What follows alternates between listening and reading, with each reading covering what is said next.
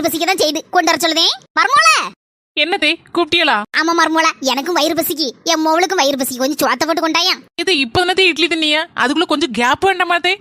Gap இல்லாம அடிக்கணும், அப்பதான் நல்லது. கேப் இல்லாம வாரை போ நாத்து, இந்தா கேப் இல்லாம அடி. மர்மோள குழம்பு அடிபொலியா இருக்க. ஆமா, என்ன மாதிரியே அப்படியே வச்சிருக்கேன் மர்மோள. ஆமா அண்ணி, எங்க அம்மா கைமணம் அப்படியே உங்களுக்கு இருக்கு. தேங்க்ஸ் தே, தேங்க்ஸ் நாத்து.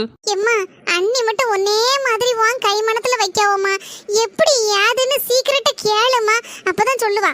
மர்மோள என்ன மாதிரியே வச்சிருக்கேல குழம்பு, இதோட சீக்கிரட் சொல்லு மர்மோள. கண்டிப்பா சொல்லிதான் ஆகணுமாத்தே. ஆமா அண்ணி.